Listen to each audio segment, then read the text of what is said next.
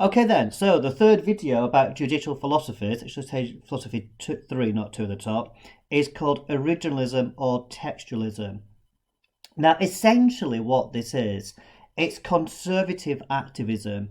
So before, when we talked about judicial activists being on the liberal side, who kind of interpret the Constitution quite broadly in order to kind of bring the Constitution to meet its objectives of bringing liberty and kind of bringing the Constitution up to the modern world, if you like. So seeing things in phrases like due process of the 14th Amendment, well, you might argue that this group, they wish to go back to the original wording of the Constitution. They're very keen to find out what were the views of the Founding Fathers when they wrote some of these slightly vague phrases, and therefore they are quite willing to overturn decisions by the elected chambers, by Supreme Court in the past, in order to try and go back to the original wordings and meanings of the Constitution. So whereas liberal activists seek to update the Constitution, I suppose, and look at the phrasing and how does that fit in the modern world, this philosophy, in many respects, is trying to go back to the original meaning. But both groups are willing to overturn past decisions, interpret things quite broadly, in order, I suppose, to meet their agenda. So, from this group, let's change pages, here we go. Their main beliefs there. The original meaning of the Constitution is the central concern when making their decisions. They wish to get as close back to their original meaning, although some critics claim it's only certain things which they wish to do this on, which we'll come to later.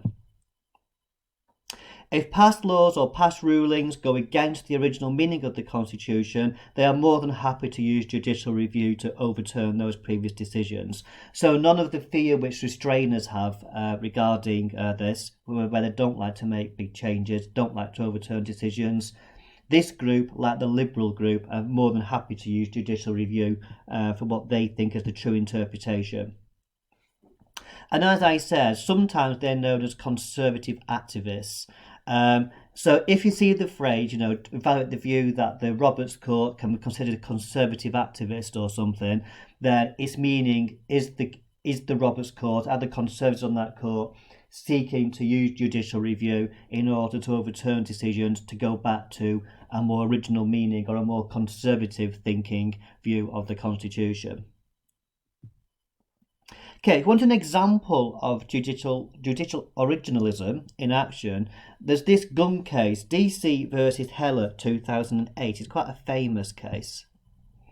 Basically, Washington, D.C. have placed restrictions on the ownership of guns within the city precincts and also restrictions about the storage of weapons. They had to be kept in certain conditions with locks on them, all that type of stuff.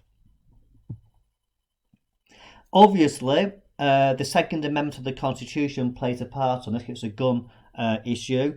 The Second Amendment says the right of the people to keep and bear arms, which is the famous quote.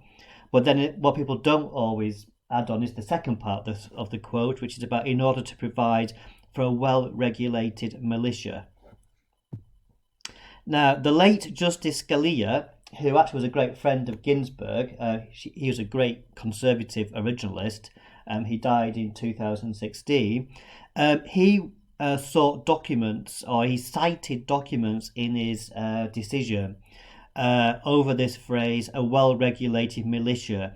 And he argued, in order to have a well-regulated militia, what that means, by the way, a militia is basically a people's army, I suppose. He claimed that a well-regulated militia meant that everyone was expected to rally towards the defence of the community.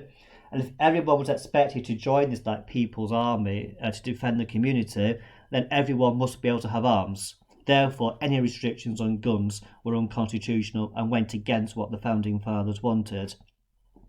Again, you do get criticisms because you could argue he was being a little bit selective, because you read the Federalist Papers, they recognise a militia being something that's organised at a state level, and therefore not everyone would have to have a gun.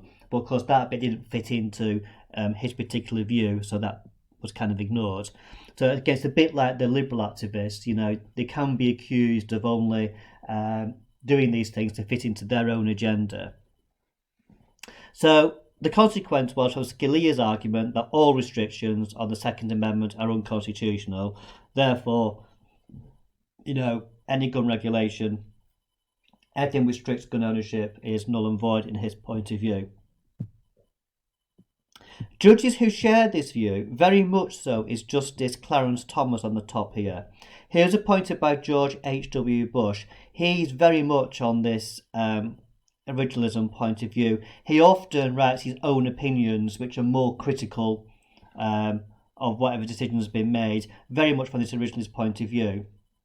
Samuel Alito, who was appointed by George W. Bush, he too is of the originalist line.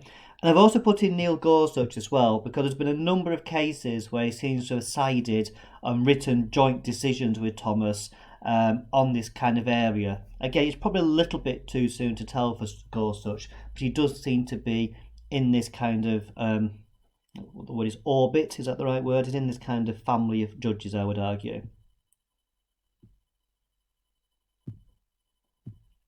Okay, it has been criticised, this judicial approach. Did the Founding Fathers see the Constitution as a sacred text?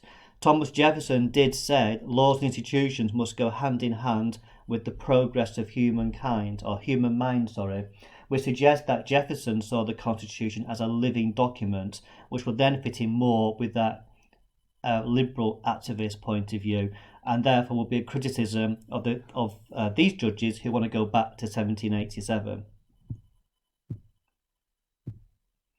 Okay, they claim that they're not acting as adjudicators. They claim they're just trying to uphold what the Constitution says.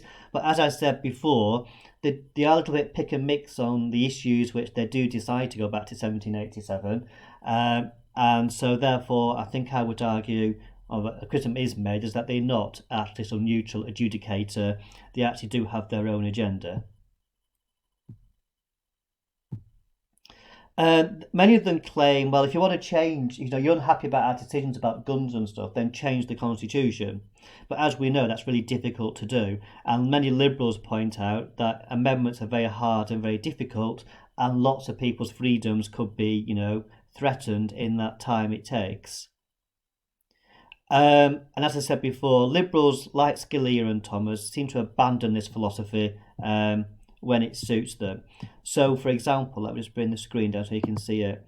In Gore versus Bush, the one that decided the presidential election result, essentially, they were quite quick to ignore the Constitution.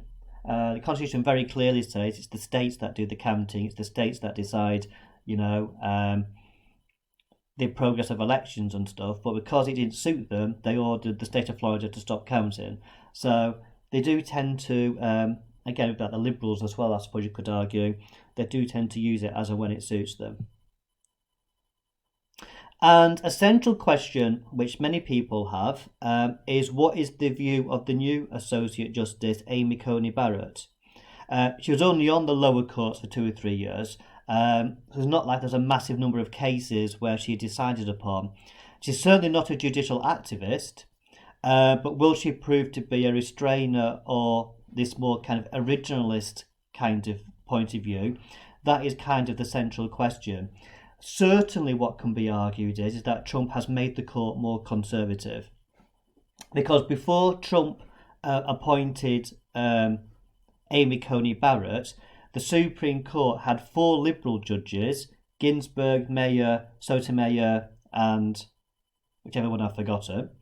Okay. You then had Roberts as a restrainer. You then had Gorsuch, Kavanaugh, and Alito, who, you may argue, are they on which side are they on? And Thomas as well. It was basically 5-4. You have 5 conservatives, one of whom at least is very much on the restraining line, and you have these 4 activists. When Ginsburg died, it's reduced the number of activists, liberal activists, down to 3 and put 1 more on the conservative side. So basically, you can see it's going to be 6-3 decisions, 3 liberals versus the 6 conservatives.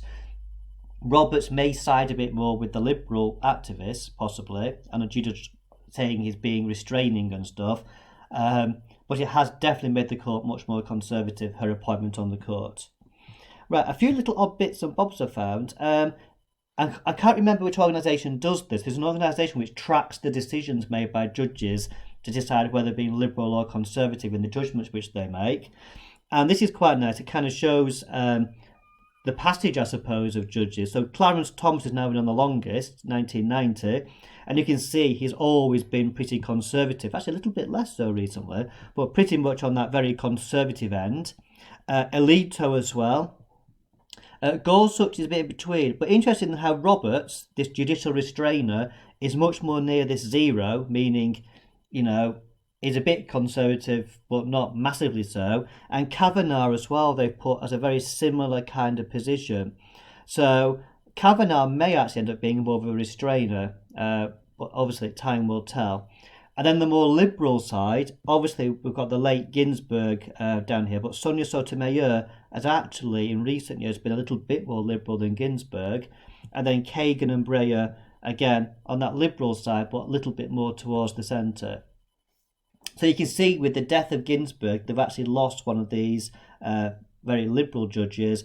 And obviously it'd be interesting to see how far up on this top bit would Amy Coney Barrett appear. If you want to find out, you'll have to come back to my course in a few years' time, see if there's an update on this graph. Okay, and just very quickly, I just found this was his first year in office. Where did Kavanaugh sit? Oops. And as you can see from this diagram, so I'm trying to move the screen up slightly. Okay, in his first year, he seemed to agree mainly with Roberts, hence why he may well be a judicial restrainer. He might also just be trying to, you know, put his feet under the desk type of thing. Quite a lot, though, with Alito and Thomas as well. Okay, but you can see how Kavanaugh, how they tend to vote on block quite often. You can see by these high percentages. And then obviously on the Liberal side, he agrees with them the least, which again would suggest that they often vote in a very different way. So these philosophies are really important for you to know and understand. So, and it really explained why the appointments are so important on the Supreme Court. And as there's only 9 of them, if you replace like with like, so if, for example, a Liberal justice retires under a Democrat president and you appoint another Liberal, they're replacing like with like. It's when you get these occasions when like a Conservative justice dies and the sitting president wants to appoint someone from a different philosophy. Like, for example, when Justice Scalia died, there's no way that Obama was going to appoint an originalist on the Supreme Court. So that would have shifted the court in a more liberal direction. Obviously, that never took place. But obviously, when Ginsburg died, Trump appointed a far more conservative Supreme Court justice to replace her, and therefore it has shifted the court in a more conservative direction.